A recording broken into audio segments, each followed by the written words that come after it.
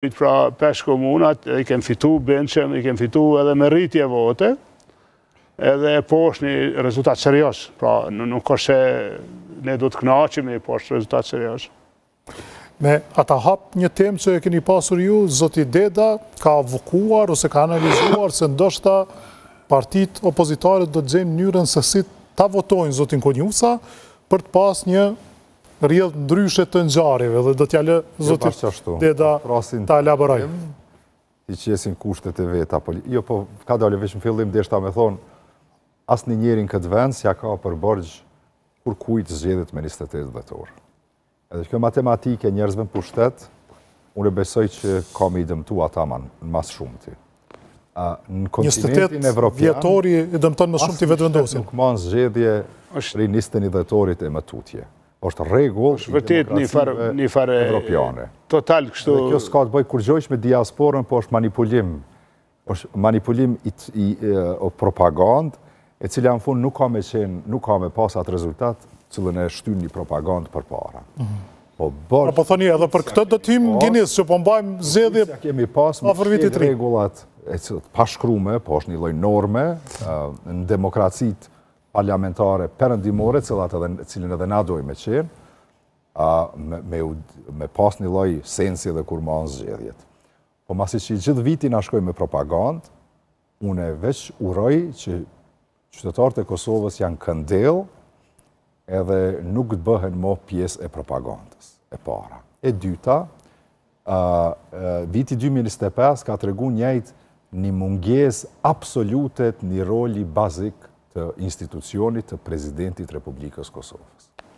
Edhe ajo u vërtetu me sot, me një lloj mlefi, cilën Presidentja ka, na nuk e kuptojmë si shikus, ndaj kujt ka mlef zonja Presidente, e cila nuk u mundu, ama bash hiq me pas rol në ullje të tensioneve politike, në depolarizim, në rrujtjet kushtetutshmërisë, në asë një gjatë që ka nevoj konform obligimeve kushtetuse, e mos flasim njerëzore politike, si dikush që është në ato, nuk e ka marrë si vjetë.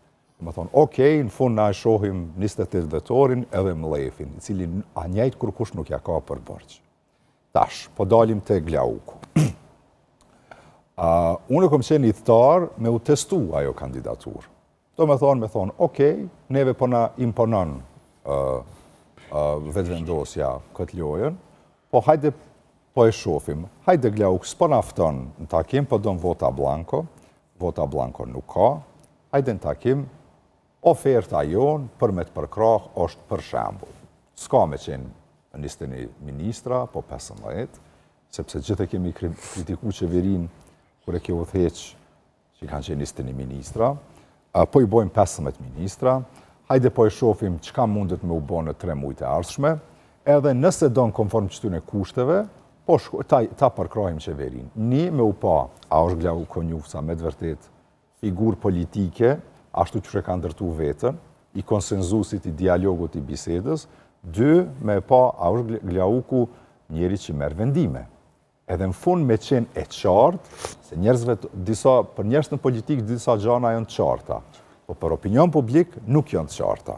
E opinioni publik njëjtë me asqaru, qyre që ka shku ky proces, ku na jemi mundu me e bo këtë pjesë, edhe ndoshta Glauku kish mujt me të vërtet me rezultu si dikush që merr vendime, ose me u zhvesh komplet me thonë, s'po muj ka me marrë ky njeri vendime, dhe për atë po shkojmë në zgjedhje. Po prap jo me 28 dhjetor, apo me 21 dhjetor. Është dashtë 14 ose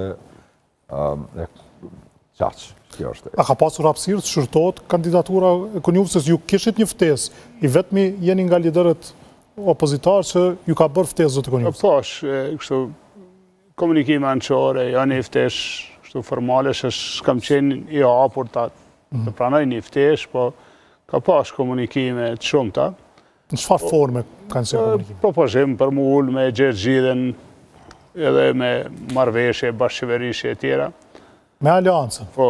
Edhe bashkëqeverisje? Po, shiqani unë menoj që nuk gjendja është nashta, du të me u këthy në thelbë. Nëse shifni